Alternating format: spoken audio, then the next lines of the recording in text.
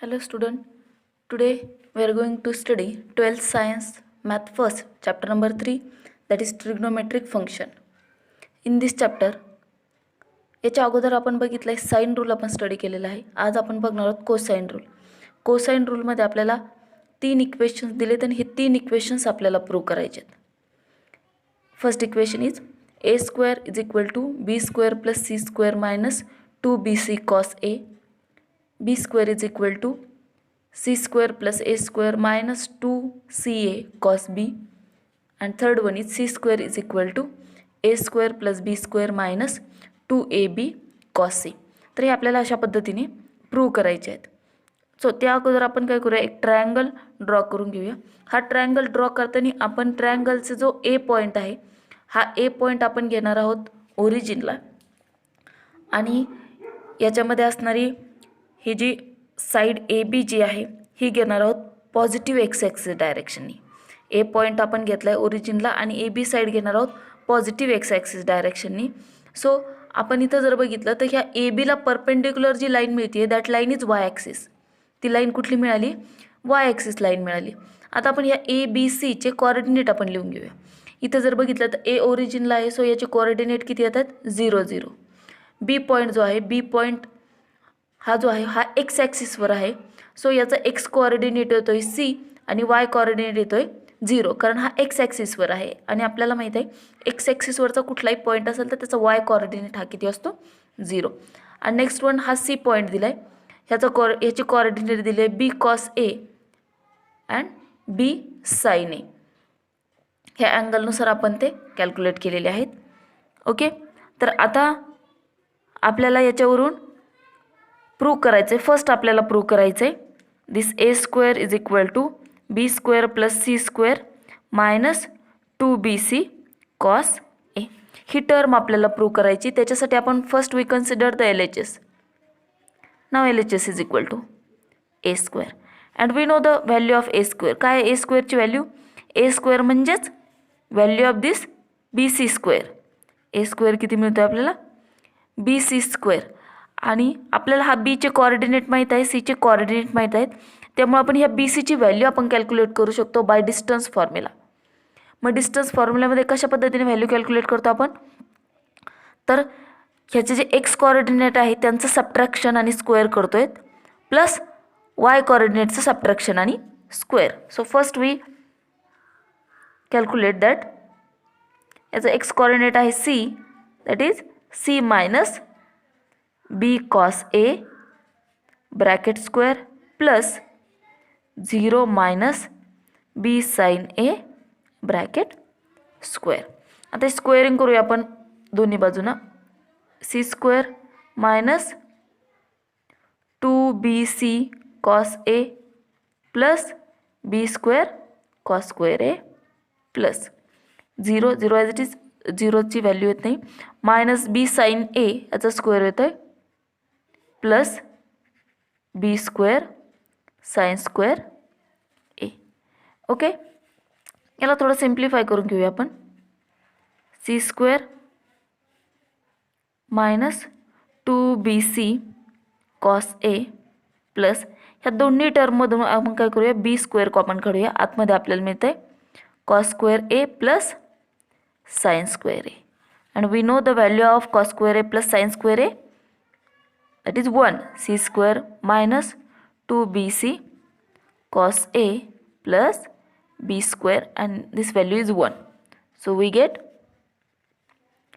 c square, हा b square आपण अगोदर लिहूया, b square minus 2bc cos a and which is equal to a square, and this is equal to RHS. Okay, मग इथं जर बघितलं आपण आपल्याला ही एल एच एस आणि ही आर एच एस दोन्ही कशा मिळाल्यात, इक्वल मिळाल्यात. आपण अगोदर बी स्क्वेअर लिहू शकतो, नंतर लिहिला तरी काय फरक पडत नाही. ओके, सिमिलरली अशाच पद्धतीने we can prove this two equation B square C square plus A square minus 2ca cos B and C square is equal to A square plus B square minus 2ab cos C. हे दोन्ही equation आपण ह्या अशा पद्धतीने prove करू शकतो. Now we can solve this example. In triangle ABC, if A is equal to 60 degree, B is equal to 3, C is equal to 8, then find A. Also find the circumradius of triangle. आता इथं आपल्याला काय करायचं, ए ची value calculate करायची आहे आणि दुसरी म्हणजेच काय, सर्कमरेडियस ऑफ ट्रायंगल. आपल्याला माहिती आहे सर्कमरेडियस आपण कधी म्हणतो की ज्यावेळेस हा जो ट्रायंगल आहे हा आपण एका सर्कलवर ड्रॉ करतो आणि समजा असं सर्कल आहे आणि या सर्कलवर आपण तो ट्रायंगल ड्रॉ केला आहे. ओके, आणि त्यावेळेस त्या सर्कलची जी रेडियस असेल, हे तीनही पॉईंट कुठे यायला पाहिजे, त्या सर्कलवर यायला पाहिजेत. त्यावेळेस ही सर्कलची जी रेडियस असेल, that radius is called as circumradius R. So we have to find the value of this R. मग फर्स्ट आपण एची व्हॅल्यू कॅल्क्युलेट करूया. मग एची व्हॅल्यू जर आपल्याला कॅल्क्युलेट करायची असेल तर त्याच्यासाठी आपल्याकडं फॉर्म्युला आहे. We use this formula, that is A square is equal to C square plus B square minus 2bc cos A.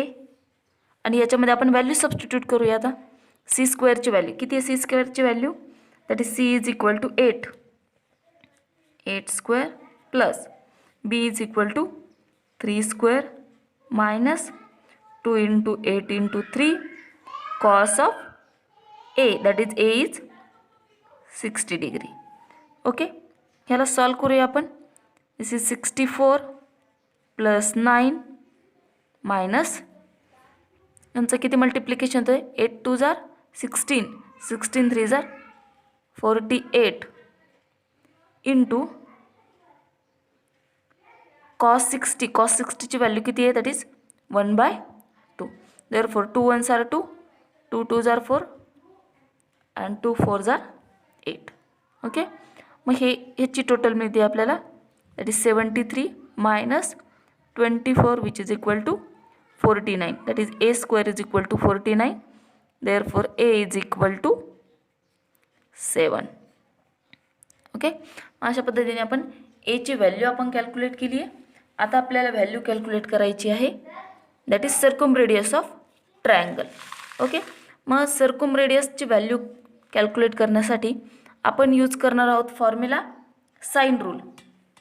Okay, we know the formula sine rule. Sine rule is equal to काय, sine rule that is a divided by sin a is equal to 2r. आपल्याकडे a ची value आहे, आपल्याकडे angle a दिलेला आहे. So आपण या फॉर्म्युल्यावरून r ची व्हॅल्यू कॅल्क्युलेट करू शकतो. व्हॅल्यू ऑफ a इज आता आपण कॅल्क्युलेट केली, that is 7 sine of 60 which is equal to 2 into r. that is 7 divided by sin 60. sin 60 ची व्हॅल्यू किती येते, √3/2 is equal to 2r. therefore we get r is equal to 7 into 2/√3 into this 1/2. हा 2 इकडं multiplier आहे, इकडं आल्यावर होईल तो divide, 2 2 cancel. therefore r is equal to 7 divided by √3. Okay, this is the value of circumradius of given triangle. Okay, thank you.